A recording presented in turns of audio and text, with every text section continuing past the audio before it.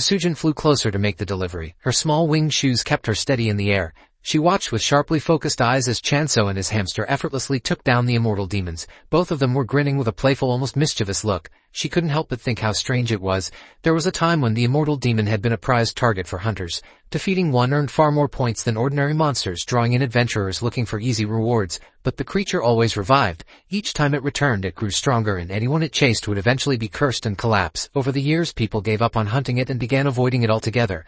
While Chanso was busy defeating all the immortal demons, Sujin couldn't help feeling nervous. She wondered what kind of person he was to face a ghoul so boldly without any fear of the consequences. As she watched him more closely, she noticed something strange. He didn't seem to be using any techniques to purify the curse. That made her think he might be a sword master, but then she grew confused. If he really was that skilled, why would someone like him waste time picking apples? The thought made her more cautious. She decided it would be best not to provoke him at all. Who knew what someone that powerful might do if offended? With that in mind, she carefully flew closer to him. After defeating the immortal demons, a glowing green panel suddenly appeared in front of Chanso, displaying the points he had earned. He mentally noted that his points were increasing by 5% each time. He had already gained a total of 10%, which made him think ahead. Since blessing apples cost 1,000 points each, his current resources would easily let him manage around 100 apples in a single day. Sitting on his shoulder, the hamster also grinned happily as the points rolled in. His eyes then turned toward a nearby temple, its spire shining faintly in the light. In that moment, he finally understood why the temple was built in such a remote place.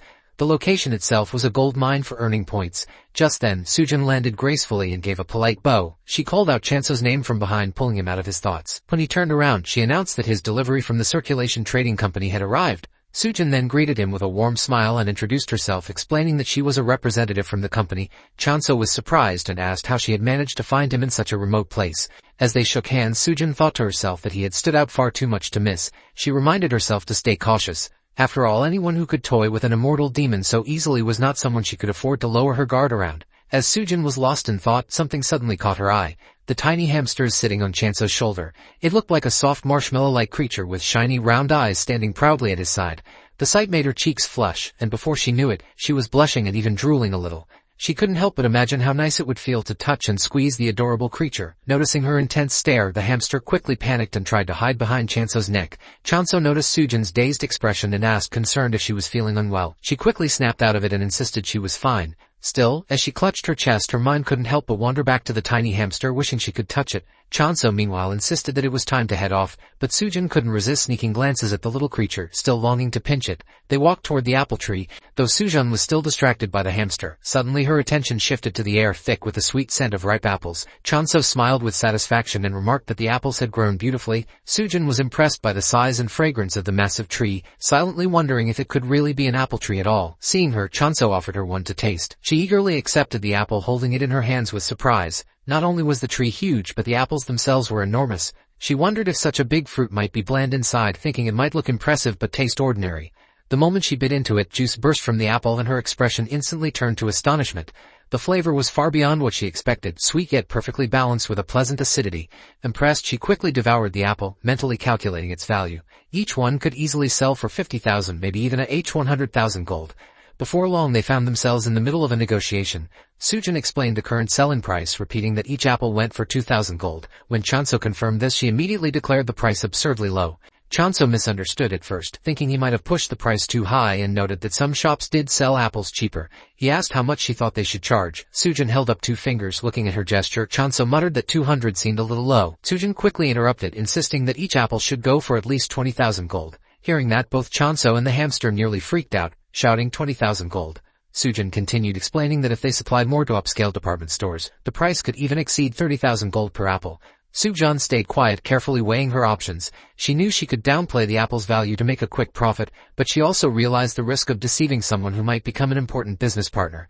As she considered her choices, she reminded herself that she only had one life, and her mind couldn't help but replay the image of Chanso effortlessly battling the immortal demons. Sujin explained that these weren't just ordinary apples.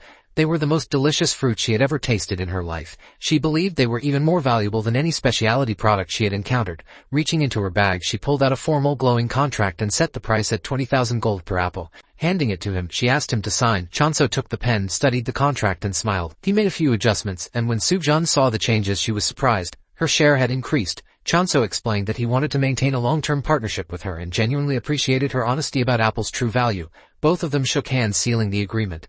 Sujin handed over the goods Chanso had ordered: seeds, food, cooking utensils, and as a special gift from circulation trading, 2 desert demon fangs. She also pulled 2 eggs from her bag. Playfully she suggested that Chanso could take the hamster as his familiar, thinking he might not need it. While secretly admiring how cute the little creature was, Chanso looked confused, explaining that he didn't have a familiar. Sujin noted that the hamster seemed too friendly to be just a monster and apologized if she had misunderstood. Chanso clarified that the hamster was not a familiar and asked her to explain further.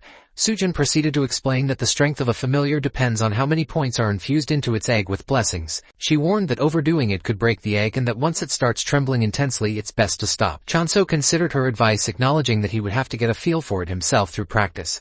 As they discussed schedules, Chanso mentioned that he was currently harvesting around 50 apples a day and planned to expand his crops even further in the future. Sujin was surprised by the volume and decided they would adjust the supply cycle to match. She even planned for a dedicated warehouse to handle the stock.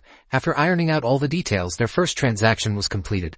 After the meeting with Sujin, Chanso went to check on the queen, still in the form of a radish whom he had hidden before the hunt. He noted that she must have had a hard time staying hidden all this time. He also reflected on Sujin, thinking that she seemed kind and competent, but reminded himself that it was always safer to remain cautious. His attention returned to the contract and the amount of gold he had earned. Selling just a few apples had made him wealthier than he had ever imagined. Silently, he gave thanks to the goddess for this unexpected blessing. Meanwhile, the queen noticed the familiar eggs and clung to them, intrigued. Chanso, however, knew that to strengthen the eggs he would need more points, which meant finding more regular customers. He reflected that the only monster he had fought so far was the immortal demon, yet things were going far better than he had expected. Thinking back on everything that had happened since he arrived, he felt no fear. On the contrary, he was genuinely excited for what lay ahead. The scene shifted to the office of the Circulation Trading Company, where Sujin sat with her boss. One of the apples she had brought was spread out in slices on the table. They discussed Chanso, speculating whether he might be an apostle, a follower, or someone involved in alchemy. Sujin clarified that he was Korean and that his influence seemed tied to war or violence. Or perhaps he was unaffiliated. Her boss nodded, pointing out that all apostles were Korean, so it wasn't unusual. He remarked that someone like Chanso who could raise creatures in a combat faction made sense. Sujin, trembling, added that with nothing but a rusty sickle he had cut down hundreds of immortal demons, always aiming for their heads. Her boss, eating the apple slices one by one, suggested that Chanso might be training with handicaps to become a sword master and advised her to focus on concealing him rather than guarding him. Sujin agreed, but as her boss reached for the last slice of apple she grabbed his hand, interrupting him mid-discussion about selling apples to department stores. They ended up playfully fighting over the final piece.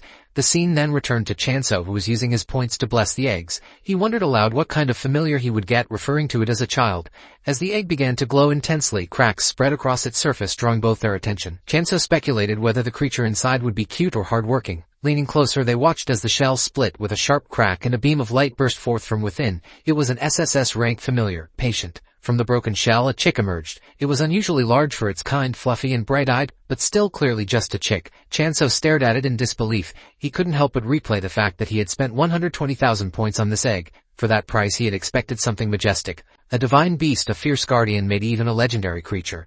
Instead he was staring at what looked like a regular baby chicken. Meanwhile the chick wandered around and began bowing toward the goddess, completely unaware of his disappointment. Disappointment washed over him. He had hoped for a reliable companion who could support him in his plans. Instead, all he saw was potential poultry.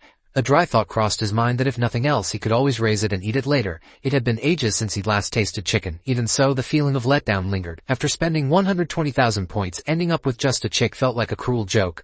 Despite his doubts, he decided to give the chick a name, though he reminded himself not to get too attached. Sitting down, he introduced himself to it and chose the name Hari. Before long, the chick pointed toward another egg that had started to crack. Chanso turned to it with a spark of hope, a small smile forming as he silently wished that this time a hard-working familiar might emerge. When the shell finally broke, however, a tiny piglet appeared, sitting calmly and letting out a cheerful oink. Chanso's expression shifted between disbelief and resignation. Without much thought, he quickly named the piglet Doji. Frustration started to build inside him. He couldn't understand why his servant beasts kept hatching as potential food ingredients rather than useful companions. What was supposed to be the exciting promise of getting powerful familiars was beginning to feel more like a scam. Then something completely unexpected happened. Both the chick and the piglet lowered themselves respectfully, bowing before the goddess. They introduced themselves to the goddess of abundance as her 10th and 12th vessels. The chick is still wearing bits of eggshell on its hips, and the piglet with a piece stuck to its forehead. The goddess sat on a rock before them, her expression heavy with sorrow. She admitted that it had been a long time and asked for their forgiveness, expressing regret that she hadn't been able to protect them until the very end. The chick quickly stepped forward to comfort her, insisting that it was they who had failed in their duties, not her. The piglet, eyes brimming with tears, declared its determination to help restore the goddess to her true beautiful form. The goddess expressed her gratitude but immediately issued a warning. She explained that they needed to be careful around her apostle Ochanso. He did not yet know their identities as her vassals, and if he deemed them useless he might sell them or even eat them. Hearing this, both the chick and the piglet shuddered, imagining Chanso with a menacing look, pondering what to do with him. The goddess then advised them to behave and look presentable for him until he learned how to communicate with him. The piglet trembled nervously, wondering if the goddess's warning could really be true. The chick, however, stayed more optimistic, sighing as it reasoned that their apostle seemed fairly clueless. Together, they decided to keep a close eye on him for the time being. The next morning began like any other on the farm. Chanso stretched and got ready for his routine, greeting the immortal demons as he went. One by one he sliced their heads, playfully wishing them good morning and calling them his dear customers. As he continued his work, the sharp slicing sounds cut through the air, unexpectedly waking the chick and the piglet. The sleepy chick asked what all the noise was so early in the morning, while the piglet, still half asleep, mimicked the sound. As they opened their eyes, both of them freaked out when they realized that the terrifying noise wasn't some monster or disaster. It was just Chanso slicing the immortal demon heads. When Ari realized that the skill Chanso had used was called decapitation, her feathers practically stood on end. Doji swallowed hard, his eyes watery and full of fear, as Chanso sliced off the head of one of the demons that landed near them. Seeing it, both of them started trembling. Ari recalled how Chanso had looked at them the day before, almost as if he were licking his lips, and shared her thoughts with Doji. Doji hesitated, unsure if he believed it.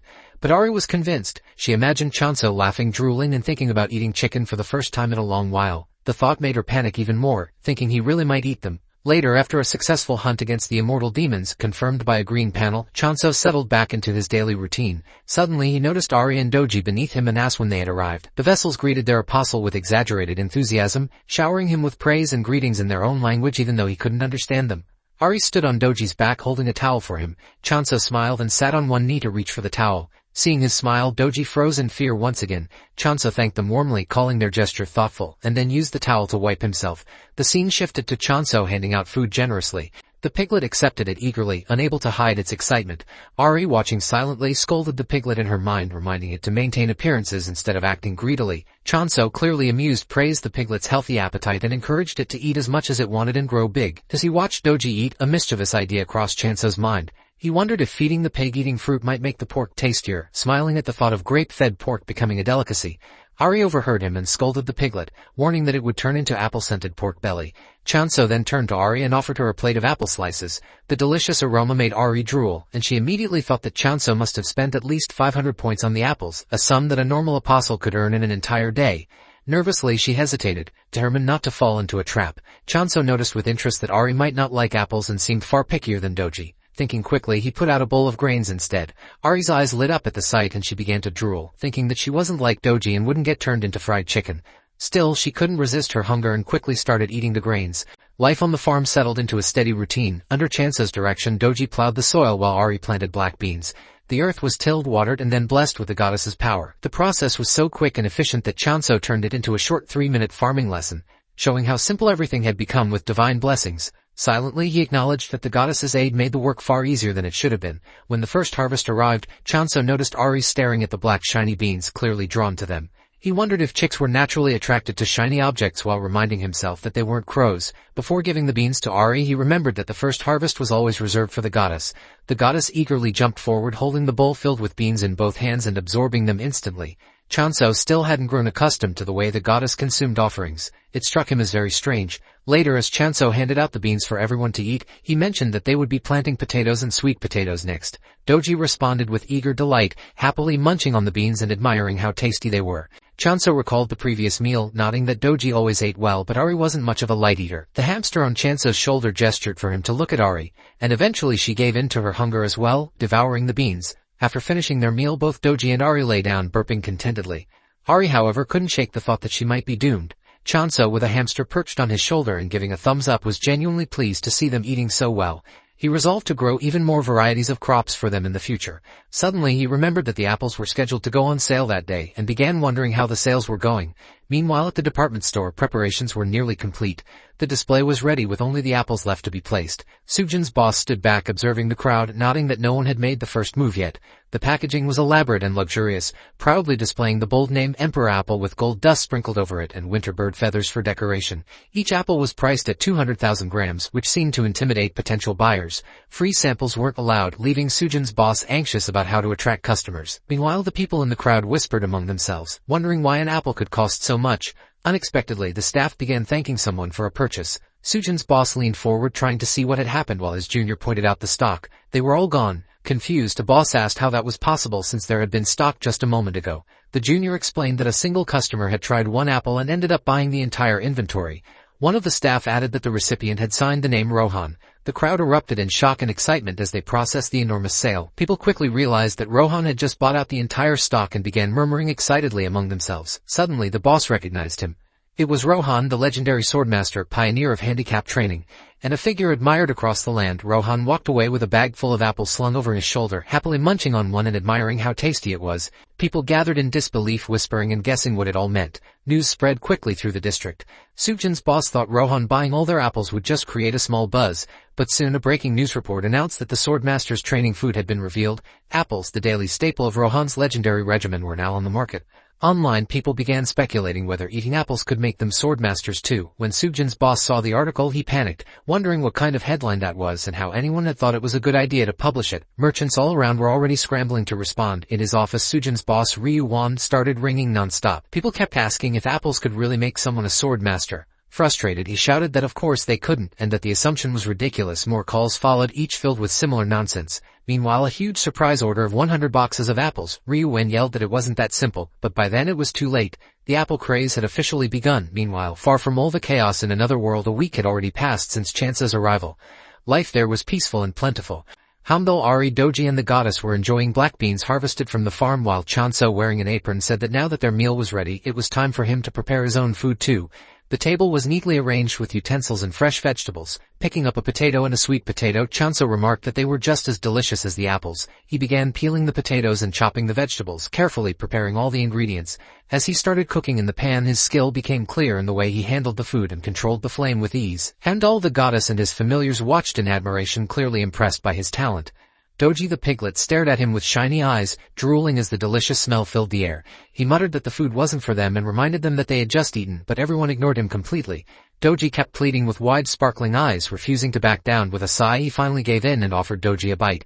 The piglet eagerly ate it straight from his hand. Just then, Sujin arrived. She greeted Chanso and he was genuinely happy to see her. Her eyes lit up with excitement when she noticed his familiars. She exclaimed that he had successfully hatched all of them, an achievement that made the scene 3 times cuter in her eyes. Meanwhile, the 3 familiars immediately surrounded the goddess, determined to shield her from the outsider and protect her no matter what. Chanso, however, didn't seem too worried about appearances and stayed calm amid the commotion. He kept his guard up as he acknowledged Sujin's comment about all the familiars hatching and asked what had brought her there. Sujan, wearing a cheerful grin and clearly excited, said she had some good news and asked if he wanted to hear it. Chanso crossed his arms and listened carefully. Weary but attentive, Sujin then showed him the receipts, explaining that the apples had sold out for 2 days in a row, with the price soaring to 200,000 gold each. Chanso was stunned, holding his head in disbelief as he repeated the price aloud, amazed that it had happened for 2 consecutive days. Sujin just waved it off, telling him not to mention it, and explaining that the chaos was because people simply couldn't get enough. He began calculating in his head. The apples weren't even considered expensive, priced around 900 gold. Were there really that many rich people? Then he considered his cut about 30%, which meant 60,000 gold per apple for him. If he sold 50 a day, that would be around 3 million gold daily, translating to an annual revenue of roughly 1 billion gold. His imagination ran wild. He pictured himself wearing a gold chain, throwing money around and laughing with Hamdol on his shoulder, his familiar piglet chewing on cash, and even the goddess adorned in jewelry. The thought made his face flush and his mouth water. He even imagined that if his plan worked, it might help him uncover clues about his parents. Clenching his fist at the thought of his past self, he refocused. Turning to Sujin, he said that department store fees were quite expensive, but since she had provided him with a hot product, he would negotiate as much as possible to lower them. Then he asked how long she thought the craze around the Emperor apples would last. He admitted he didn't want to ruin his fantasy, but expecting them to keep selling at 200,000 gold indefinitely seemed unrealistic. Sujin, however, reasoned that with 1 million potential customers, even selling just 100 apples a day could sustain the business for 27 years. and that over time, loyal customers would develop as well. Chanso asked again, worried that she wasn't expecting too many customers. Sujin reassured him, saying he didn't need to worry. Even if the numbers seemed huge by Earth's standards, the market there was on the scale of China. Meanwhile, his familiars quietly kept the goddess hidden from Sujin. Then, Sujan, holding one of Chanso's hands, suggested that he consider increasing apple production. Chanso proposed trying other crops first, claiming they were just as delicious as the apples. Sujin was shocked. Something could really be as delicious as the apples. In her surprise, she gripped his hand too tightly, cutting off circulation. That very evening, Chanso hosted a tasting session. He apologized for the wait and presented simple yet nostalgic dishes, starting with boiled potatoes. Sujin tasted them, blushing with sparkling eyes, and commented on their sweetness, the fantastic sweet and salty combination from the sprinkled salt, the nutty fragrance of the skin, and the perfectly fluffy texture. Chanso was thrilled by her reaction. He then brought out pancakes, fries, and roasted sweet potatoes, all of which he had prepared himself. The reaction was overwhelming. Sujin praised the dishes, saying they tasted good enough to be served in high-end restaurants and that the potato fries could even be considered a main dish rather than just a side dish. Chanso smiled, glad that they suited her taste, and announced that the final dish was roasted sweet potato, the one Doji went crazy for. Amid the laughter, the familiars went wild over the roasted sweet potatoes. Doji rolled around and squealed with pure joy, his excited oink oink echoing as he demanded a share. Ari meanwhile looked thin and sulky. Chanso glanced at her and asked why she looked so skinny, revealing the culprit, saying Doji had stolen her portion. Meanwhile, Hamdal spotted the sweet potato in Sujin's hand and jumped up to lick it. Sujin blushed, thinking how cute and fluffy he was. Eventually, the conversation shifted back to business. Chanso considered selling these crops alongside the apples. But Sujin thanked him for the meal and reminded him that apple production had to take priority to meet the soaring demand. Chanso, worried, said it would be difficult without gaining more points. Thinking he couldn't spend all his resources on growing crops, Sujin reassured him, expressing appreciation for his effort and asking him to focus on the apples instead of other crops. She explained that as he knew, all the apostles were Korean, and the world's culture was heavily influenced by that. They were truly surprised by such delicious food, and even if other crops were in demand, they wouldn't fetch high prices or be as profitable as the apples. She emphasized that the demand for apples would continue to grow, while the gently squashed Hamdal between her hands stood there as she begged him to consider her position. Sujin bowed to him, thinking about how, despite the high department store commissions and all the effort he had put into harvesting, he had even treated her to a meal. She worried about pushing him too hard. Then Chanso said that he could manage 100 apples a day. Surprised, Sujin asked if he was serious. That was when a deal was struck. Chanso would supply 100 apples per day. He thought there was no need to cling to the high road, but it was still worth trying. Still holding Hamdal in her hand, Sujin thanked him sincerely. The next morning, Chanso looked out over his farm with quiet satisfaction, followed closely by Ari and Doji.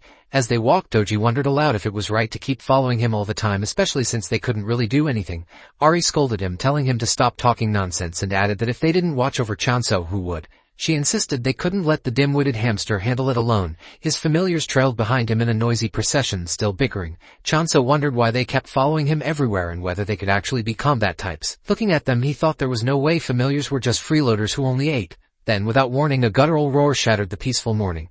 An immortal demon lunged after Ari and Doji. Chanso patted his head in frustration, muttering that he hated himself for expecting anything and that it was lucky the immortal demon was too slow. As the demon nearly reached Doji, the piglet panicked and cried. Chano shouted, asking what it was doing and telling it to move. Even knowing he was too far to save Doji directly, he grabbed his weapon and swung. The next moment, as Ari opened her eyes through tears and fear, she realized Chano's attack had struck. Doji, though terrified, was still alive, trembling but unharmed. A sudden realization struck Chanso that his skill range had increased. He knew for certain that his sickle shouldn't have reached the demon from that distance. As the other demons drew closer, he began to wonder if his skill had been upgraded. He narrowed his eyes and adjusted his stance. Taking a deep breath, he activated decapitation. The blade sliced through the air faster than ever, effortlessly defeating multiple demons at once. As he analyzed the angle, positioning, and speed of his scythe, a green panel appeared before him, indicating that mass decapitation had been activated and that the range of decapitation had expanded.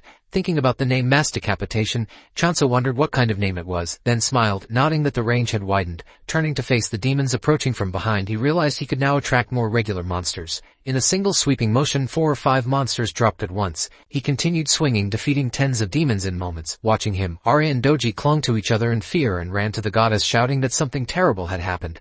The goddess asked them what was wrong and why they were rushing back so frantically. Ari reported that the apostle had begun cutting off 4 to 5 heads at once. She added that while it was certainly impressive that he was growing stronger, perhaps it would have been wiser to prioritize his communication skills. The news left the goddess startled and uneasy. She told Ari to calm down, reminding her that she had never granted him such a skill. Still frightened, Ari admitted that she couldn't even eat properly. Doji in contrast explained calmly that the skill was called mass decapitation, and asked if it had been granted by the goddess. Hearing the name, even the goddess felt a shiver of fear. The goddess was nervous as she told Doji and Ari that she had never heard or seen such a skill. The goddess wondered if Chainsaw was really a human or maybe a god of death from hell or something. But just then her brain jolted and she kind of guessed what might have happened. Hearing that, Doji straight up claimed that it was the goddess who had granted this skill to Chanso. Hearing that, Ari kicked the pig away, calling him an idiot and telling him to stay still and just listen. After that we see that the pig was down and Ari told the goddess to continue. It was explained that the apostle's skill was growing because decapitation was a skill made by modifying the harvest skill. It was already known that the harvest skill grew with the user and area harvest became possible, resulting in multiple crops being cut, which meant that similarly, maybe the decapitation skill had also evolved into a mass decapitation skill. Hearing that, both Ari and Doji were horrified because it was only possible for first-year apostles and even then they couldn't do it. But Chanso was able to do it in just a few days, and that's why the goddess knew that Chanso was a scary child, but still he was also a grateful one. Hearing that, everyone was captivated by the goddess's grace. She explained with a smile that even though Chanso seemed scary because of his monster-like growth rate thanks to him, they were able to talk like this and everyone was reborn and revitalized. The goddess promised Ari that as soon as the apostle returned, she would grant him the communication skill so that the chick would not worry too much. Even Ari apologized to the goddess for showing an ugly side to her. But just then the goddess noticed that Chanso was coming back waving his hands. The goddess was happy but didn't know what she should say first, though she wanted to have a conversation with her apostles soon. She wondered if she should first introduce the familiars as her divine beasts. Suddenly, as all three of them grabbed our boy, he got a notification that the god of abundance was granting Chanso a new skill. She knew that limiting the apostles' path was against the world's rules. They had to decide for themselves, so the goddess gave him two options for choosing a skill: promise of abundance and communication. Thinking that of course if Chanso was her apostle, he would choose communication, she would tell him to stay away from fights since they were dangerous. First of all, she would thank him for choosing her when she had such low influence. Could see that the boy chose the skill, and as the selection ended based on his choice, he acquired the promise of abundance. Hearing that, the goddess was still smiling, not able to process it, and then her face turned pale. We come to a flashback once again at the start of the incident. We see that Chanso was thinking about what to choose. He had no idea what the promise of abundance did, but the communication skill would let him talk to animals and plants. But then he thought that if he chose that, Ari would surely feel betrayed and ask him in agony how he could break the chick's trust. For Doji it was the same. The pig would promise revenge along with the giant tree which was nagging Chanso.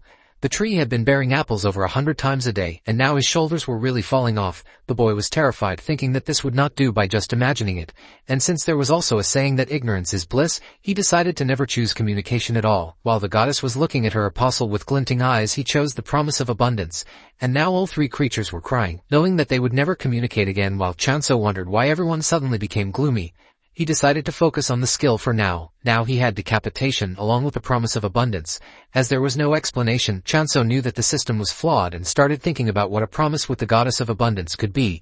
He immediately took a giant apple and promised that he would offer the apples to the goddess. Then as Chanso gave it to the goddess, she immediately backed away, turning around and making a pouty face. But as the boy sulked, we see that he got some more seeds for the apples, as the system told him that points used according to the skill would be summed up and returned. Chanso came to know that he just had to keep his promise. And even when the goddess did not eat it, he would still get the points back because his end of the promise was complete. It felt like quests that were given to him. He even made a promise that he would pinch Hamdal's cheek, and as it happened, the points went in once again. As the hamster was punching the boy's face, Chanso wondered if he should try one more time. Chanso promised that he would make Doji's belly. And hearing that, Ari was shocked, wondering what was going to happen to his friend. But then Chanso completed his sentence that he would make it full, and he started giving apples to the pig, who was eating all of them with a nice grin.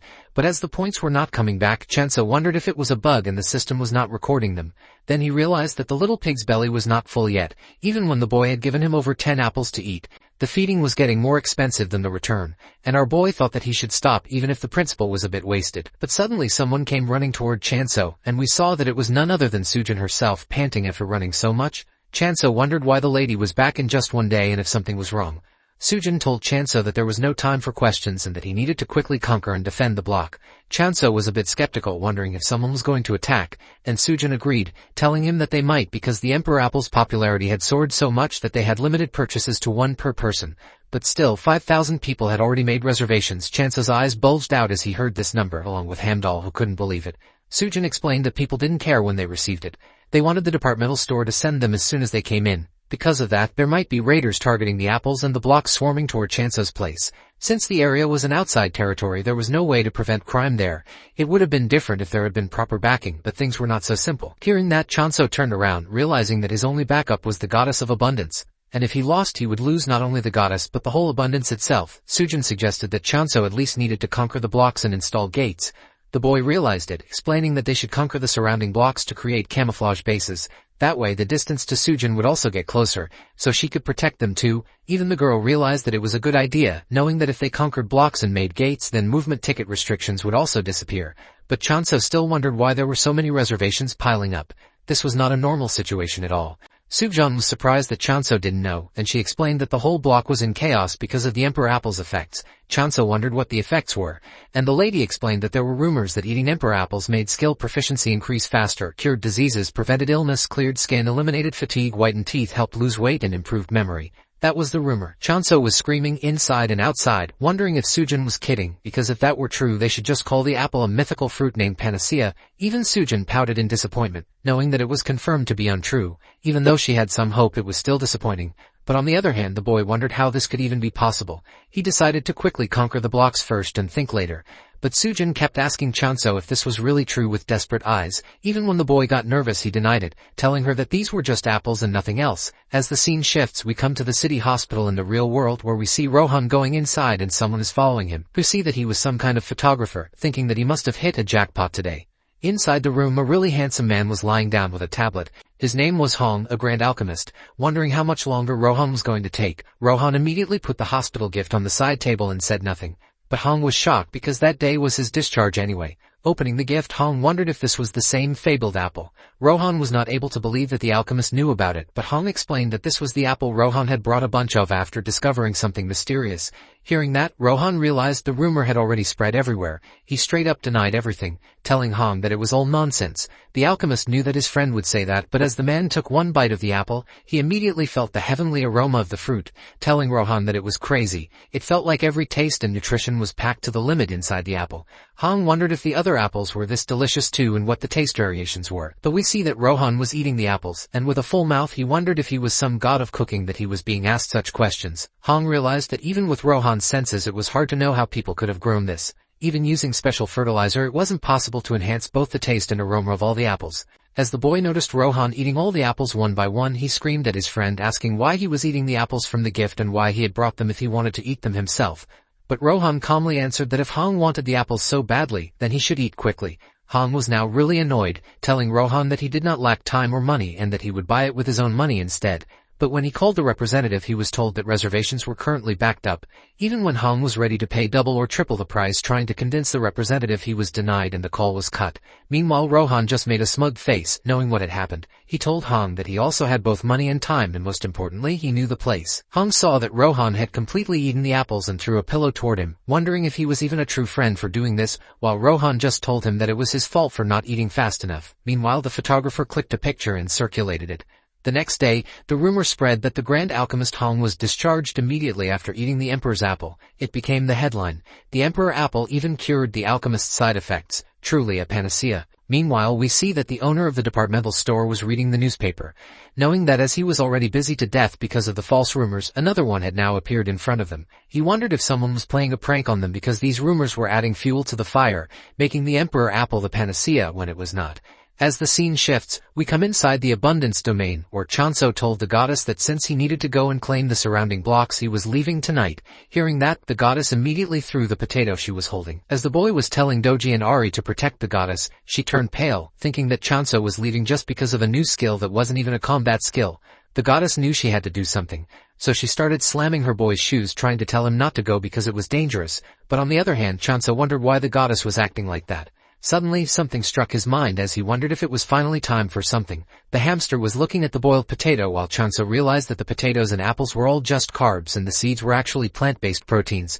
Now it was time for some real protein because what he had wasn't enough. Chanso looked at Ari and Doji, thinking he never had the nerve to eat meat in front of these cute creatures, but he had some beef which was pretty fine as a source of protein. Chanso smiled, turning towards the storage room, telling Ari and Doji that they would have to understand because the goddess wanted it. He went to the storage racks and started searching. Finally, his whole face started glittering as he found the premium beef he had ordered before. Since Chanso had never seen real meat before, everything was exciting for the boy. He wondered if this was what real meat looked like, because on Earth they only had lab-grown meat, and even that he had only ever seen in pictures. Just like in those pictures, his mouth watered even before tasting it. He immediately turned on the grill and started searing the meat. As Chanso cooked, he had a beautiful smile on his face and the hamster drooled at the smell. Chanso knew that just the aroma of natural meat was far better than lab-grown meat. Even Doji came running towards Chanso, wondering what was being cooked that smelled so delicious. But Chanso immediately denied the pig, telling him that it was for the goddess. Seeing that, Ari turned towards the goddess, insulting Doji and telling him that even after eating his share of food he was at it again. But when Ari saw the goddess, she became scared because the goddess now had a deadly expression. The chick wondered if the food wasn't enough and ran toward Chanso, trying to tell him that the goddess was still hungry and that he should check. Chanso told the chick that the food was almost ready and would take just a few more seconds. He immediately picked up the freshly cooked meat and gave it to the goddess, telling her to be careful because it was hot. But the goddess was frustrated that Chanso wasn't listening to what she wanted to say. She slammed the meat down while trying to tell him not to go to a dangerous place. On the other hand, Chanso wondered if the meat was bad or if there was some other reason she was mad. But the meat couldn't taste bad since he had just bought it. Even when he tasted it, it was really good. Yet something felt off. As he realized what was missing, Chanso felt sad because the meat didn't have the same punch as the apple. He thought maybe that was why the goddess didn't eat it and was angry with him. Could see the goddess crying while Chanso had a heart attack, thinking she must have disliked the taste. But all the goddess wanted was for Chanso not to go somewhere dangerous. Then Chanso knelt and smiled at the goddess, telling her that he was definitely going to find her some truly delicious meat and that she should just wait a little longer. Hearing that, both the pig and the chick were scared, wondering if their time had come. As the scene shifts to night, it is midnight. Both Doji and Ari were sleeping, dreaming about something horrifying while the goddess was still awake. As the hamster snored, the goddess sat sadly looking at the piece of meat she had thrown away. The scene shifts again. Chanso was nearly at the edge of the block, looking at the forest and a thin line that protected it, realizing that this was the border of the block. It was nighttime, and everything shimmered under the moonlight. Even though it looked endless from afar, the space itself was rippling, and the border was quite visible up close. As Chanso touched the border, a system notification popped up asking if he wanted to travel to Block 35 and 10E. Finally, Chanso decided he should go, and the system started loading everything according to the new block, even giving a tip that movement tickets reset daily at midnight. Chanso was shocked, realizing that the system even gave him tips when crossing blocks. But as soon as he crossed the border, the lantern broke and the boy panicked, wondering what had happened to it. He quickly fixed it again and looked around, realizing the area was filled with giant trees, as if he had entered a literal forest, or rather a jungle. Chanso knew this place was completely different from his domain. As he started moving, he saw some flying creatures and was shocked. Looking closer, he realized they were swarms of small flies attracted to the lantern light. But up close he noticed they had sharp fangs and crimson eyes, ready to devour anyone in their way. They were too large to be mosquitoes and definitely not to be taken lightly. He ran as fast as he could, taking out his size, wondering why there were so many bugs. Since they were too small, Chanso realized he couldn't even use decapitate or mass decapitate on them. He had no chance of fighting, so he immediately turned back, knowing it was the only option. But as he was about to touch the border of his zone, he saw multiple immortal demons coming out of it. Chanso wondered why they were inside another block. At first he thought maybe they had come to protect him, imagining that perhaps the immortal demons believed only they were allowed to defeat him and would fight anyone else who tried. However, Chanso dodged every one of them and ran away, realizing his imagination was surely wild and too optimistic. But as he turned around, he saw the immortal demons actually fighting the bugs. The bugs were swarming only onto the demons due to territorial invasion. Chanso stopped, realizing this was his chance, and immediately used mass decapitate on all the remaining immortal demons. Knowing it was time to fall back, even when the demons tried to catch him, he touched the barrier and wished to the goddess to return. To his success, Chanso was back in the zone of abundance, knowing it had been too close. A second's delay could have cost him his life. Suddenly a tip popped up that changed everything. It said that defeating evolved monsters grants bonus points. Chanso wondered if his hypothesis was true, that he would get bonus points for the monsters killed after defeating these bug monsters. If so, this was a total point jackpot. He knew this changed everything. And since his regulars were also leveling up, he couldn't even be mad. He was gaining insane amounts of points and bonuses for defeating them. The boy was happy with his trusty weapon in hand. The scene shifts to reality, where the store manager was furious because complaint calls had been driving him crazy. Even Sujin was terrified, wondering when the issue would be resolved. The Emperor Apple rumors were getting out of control. Even though it was good marketing, they couldn't let the rumor spread further. The departmental head immediately told Sujin that no one would say a word about the Emperor Apple. No interviews, no answering questions, nothing. Every question about the apple would be met with total silence. Sujin wondered if they could even do that, since it would cause chaos afterwards. but the store head said firmly that they wouldn't say a word even with a knife to their throat. While he explained that reporters needed to learn their lesson, Sujin noticed someone behind him and turned pale, trying to stop the store head from talking. She asked if he was really serious about keeping silent even if someone literally put a knife to his throat. The departmental head was shocked by Sujin's behavior, thinking she was being childish and asking what kind of stupid question that was. But then he realized someone really was behind him and wanted to tell him he was wrong. Then the man behind spoke, asking for forgiveness for startling the store head, saying it was merely a greeting. It was Lohan who had personally come to the department store. Seeing him, both of them were terrified because Lohan was a sword master. The store head wondered if it really was a greeting and not a threat, and how he had gotten inside the office without anyone noticing. The man immediately asked Lohan what business he had with them, slamming his hands on the table and saying that even when he spoke to their president, the president had been tight-lipped. So now he hoped the store head would not be the same. He demanded to know who the emperor's apple grower actually was and where he resided.